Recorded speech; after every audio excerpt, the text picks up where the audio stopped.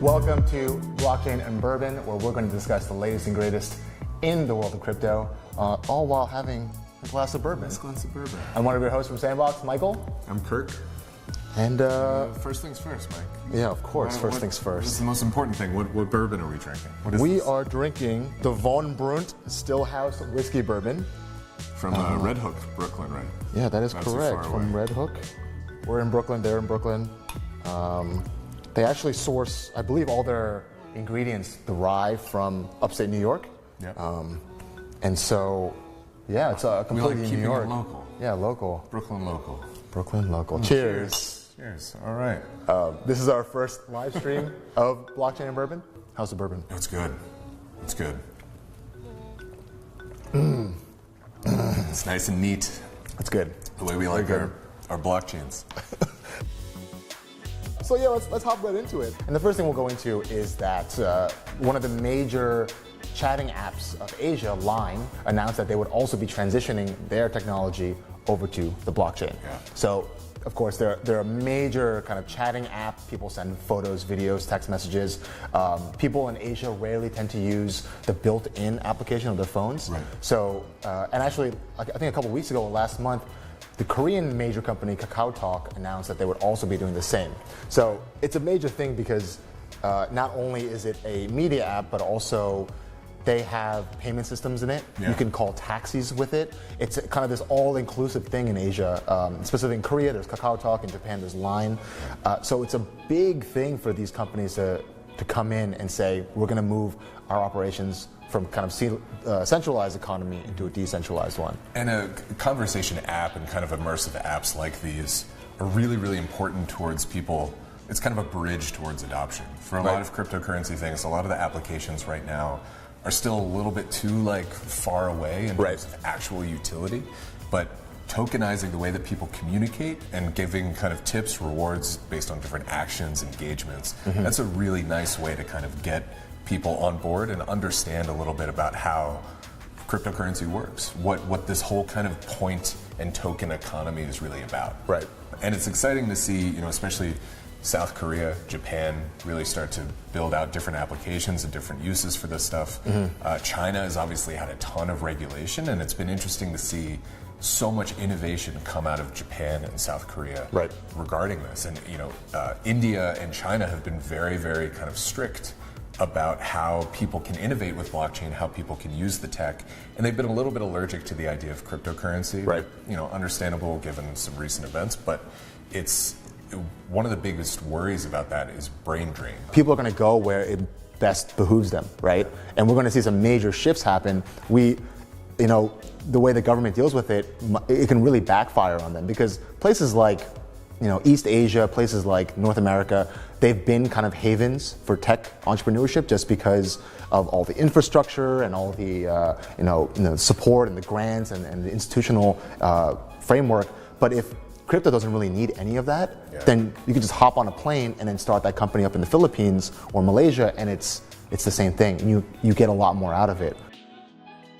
We have a listener in George. You should definitely grab some bourbon to enjoy the show with us. Anyone's Cheers. watching, Join us. Oh, we didn't cheers. We did that in the beginning. Oh, did we do it in the beginning? We just got distracted and started talking about regulation. But if you're at home, send us questions and we'll look at the comments for the stream as we all drink bourbon together. Let's go through it together. The next one's a spicy one.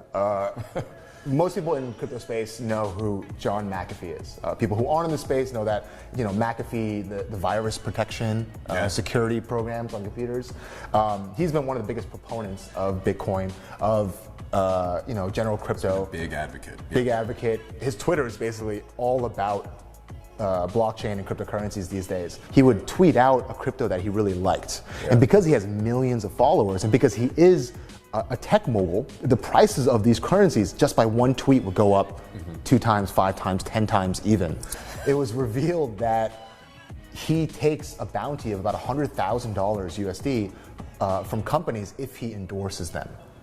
Hey, so, well, here at Blockchain and Bourbon, we take a cool 90, so we'll, Come to at a us. discount. Come to us. No, I mean, is that a good idea or a bad idea? He's such a. The thing is, I mean, he has like 800,000 or 1 million followers right now on Twitter. Okay. He has a lot of followers, but they're very concentrated in like this is an audience you want to reach out to with respect to cryptocurrencies. I mean, of course, there are going to be endorsements. There are celebrity figures. The problem is they're not being transparent about it. So anyone watching their content, they don't know, oh, does McAfee really, and he's kind of tried to push away these fears.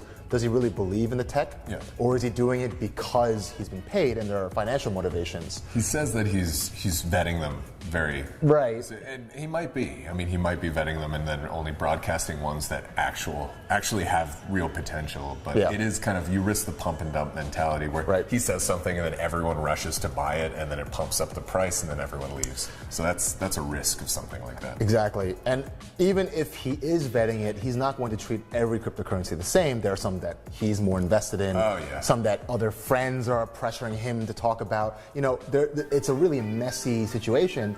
And the worst part is a lot of other people who have hundreds of thousands, maybe even 1 million followers on YouTube, they don't reveal this. And we have no idea. John McAfee's a different case because he's been in the tech space as a professional, as a leading figure for a while.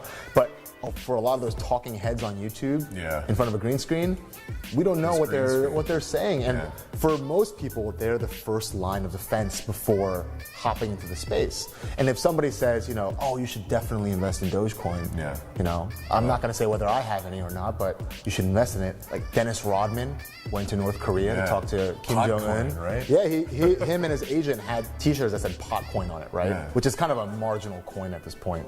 I think a good rule of thumb is that because this is a brand new space, itself is a new economy, it's no longer about what's legal or illegal. It's more about what's not yet illegal. Okay. Because the IRS, the SEC, they haven't caught up to speed with a lot of these things. Yeah. So we have no idea what backdoor dealings a lot of these individuals and institutions are doing, and a lot of them are paying the price right now for stuff that happened in 2017, and that's because these regulatory committees are catching up to speed and being like, that's illegal or that's a pyramid scheme, which we saw all throughout the last couple months. The hammer has fallen on all of these things. And a lot of the crypto sort of loyalists, hodlers, the hodl gangers among us, have been very actually pleased that we've been in a bear market because it gives an opportunity for a lot of these coins to be evaluated at a more kind of even keel level. Yeah. We can look at it and be like, all right, what's good, what's bad about this, what can we fix, or and it kind of weeds out a lot of the hype players that are in endorsements that were happening in January. Right, exactly. All these celebrities are getting involved. And so I don't know, it's an interesting time for this. Many people are familiar with CoinMarketCap for prices. For that day of April Fool's Day, April 1st, they changed all their market cap values to Lambo or Lamborghini values. So they took an average price of about 200 grand for a Lamborghini, 200,000 USD, and they divided all the market caps, many of them obviously in the multi-billions, and said, X amount of Lambo, 1,369 Lambo for Veritasium, or 634 Lambo for Mithril. Like they put Lambo prices. And for people who don't know, this is like one of the early memes that came out of the crypto space, where if you get rich on Bitcoin, you can buy Lamborghinis with Bitcoin. So everybody wants to be Lambo rich. And we read an article recently. Rich, does that mean you need more Lambos than one Lambo? I have What's no Lambo idea. rich mean? I don't know. People are proposing that Lambos themselves become smart contracts like CryptoKitties. And so it's kind of really silly. And you see still on YouTube people making videos about coins and crypto technology in front of their Lambos. And it's just so dumb. Well, do you think Lamborghini paid $100 million to CoinMarketCap to I don't make know. that trend? Maybe. That's really good advertising. That's some really good advertising. Didn't they say that they had a huge surge in purchases? Right. From, 18-year-olds or something like that who basically bought Bitcoin. It's unbelievable. But I don't know, Lambo is this funny meme culture thing right now, and it's become synonymous with early adopters. I think it's a badge of honor for a lot of people who are like, yeah, I was an early adopter, and here's a physical thing that I bought with all that. Yeah. I don't know. I'm curious to go into the backstory a lot. I mean, obviously the the yellow of the typical Lambo is very reflective of the Bitcoin yellow. Oh, I didn't realize. I don't know all the kind of ins and outs of the meme culture, but it is interesting because I mean I can understand the kind of impulse to get a Lamborghini. You know, for almost a decade, a lot of these people were told that Bitcoin basically was worth nothing, and if you show up in a Lambo, you know, you can shove it in their face a little bit. I don't know if we like endorsing this kind of like showmanship, but it is funny. I think it's a meme that will stick with the cryptocurrency world for better or for worse. You don't even have a license, man. God. While there's a lot of kind of, you know, ridiculous speculative sort of excitement over Lamborghinis and things like that, there's also really real projects where people are using cryptocurrency for impactful things around the world and trying to really disrupt the way different industries are working. Yeah. One, as an example, is the film industry. A couple of our friends recently kicked off a really exciting project called the Hardfork series. And it's a really interesting new series, a film series, that deals with the idea of hard forks in a kind of a utopian, dystopian, sci-fi landscape. And it's super cool because not only is the content of the series about cryptocurrency and different blockchains and things like that, but they actually funded the project with cryptocurrency. Yeah, it's awesome. Cultivated an audience through that. So Doug Carr Doug Carr is the director of the film, and Eric Van Swalten is the co-creator of it and the author the writer. And these two and the team surrounding them have created this really awesome series called the Hardfork series, which started on the Steam blockchain and is now paired with the Dash governance system because they got a huge reward from Dash to kind of continue the project. It's awesome. It's the theme of it, hard forks, cryptocurrency, blockchain futures, and seeing what a kind of dystopian or utopian future would look like. And then they use actual cryptocurrency today when people are still kind of figuring out whether it has worth to fund this project, which could potentially cost millions of dollars. And it's serious. They are bona fide directors and writers. Part of their cast, there are actors and actresses from Netflix. So it's one of the major pushes in terms of the entertainment world for people to come in and really start to weave these narratives around this new culture that people are still trying to get into. Yeah, it's a really good bridge to kind of get people excited about cryptocurrency and also learn about it. Decentralized, blockchain, crypto, mooning, hodling, all these things are, you know, if people learn about them, they become more comfortable with technology. They're like, oh, I've heard that before. Oh, I saw that YouTube clip and it's, Hardfork rings a bell. These are important moves that we kind of produce a whole ecosystem and culture around the technology, not just, you know, peer-to-peer protocols, let's go. Let's get rid of banks, let's destroy governments. I think that's a hard pill to swallow for most people want to get in this space. It's like a first handshake when you're like, oh, let me tell you about cryptocurrency. Let's destroy government. And you're like, okay, let me get all the cash under my mattress. Oh man, let's start with something a little bit more, like by background, we're artists, designers, architects. We love these visual representations of what blockchain is and can do and can provide, basically. So any sort of like manifestation of the crypto universe into something that's artful or theatrical or some sort of relatable visual. Like we talk about crypto landmarking a lot, like build physical things with cryptocurrency and it'll become this landmark that helps people understand its impact and what it can do. So the Hardfork series is a really beautiful, elegant representation of the process of kind of crowdfunding through this, cultivating an audience for it, and then integrating a team that are a mix of people who are stewards of different blockchain ecosystems and integrating all these different things. It's super cool. If you're an artist, if you're a sculptor, if you're a filmmaker, if you're a music producer, you know, check out these technologies because that's where the opportunity lies, right? To represent the tech, to dig into it, to be able to communicate it. These are all jobs that I think designers are more equipped for. We're creative professionals in general, and it isn't a tremendous opportunity. I mean, we could say this from firsthand as architects and designers. We hopped in and there's so much opportunity to affect the space, to communicate it to other people, and it's vital, right? If it's a bunch of engineers in a room talking about blockchain, it's not gonna get anywhere. You need people to be able to spread it to different disciplines, to be able to represent it for the average person. That's what adoption is. It's a whole movement, and I think this film is an awesome precedent set to get the vocabulary out there, to get the general principles and ethos of blockchain out there. It resonates. Yeah. Like you need kind of these signatures that resonate with people in a different way, helps them understand it. And there are for creatives, for filmmakers, for, as you say, artists, musicians, designers, there's so many tools available right now that aren't fiction. They're not made up. They're not, in the moon. They're like really tangible resources today, like the Steam blockchain, that can empower people through the creative work that they already do. Yeah, and if you're interested in the Hardfork series, we did an interview with the two founders of the project, and we definitely encourage you to read it. It's linked in our Facebook. If you go to our Steemit page, it's there, and there's some great insight in the process that they went through. I like it. I finished with mine. Oh, you're done? I'm a slower drinker. You can have more of the Stillhouse. I'm gonna have a little more because the Stillhouse bourbon is delicious. We're not in any way sponsored by them. Maybe one day. Stillhouse gave us $100,000. They gave us $100,000. One bottle. We're just projecting our success. Some people buy Lamborghinis. Other people buy $100,000 worth of small bottles of bourbon. But Stillhouse, if you're watching this, we would love to have some. Let's partner up on something.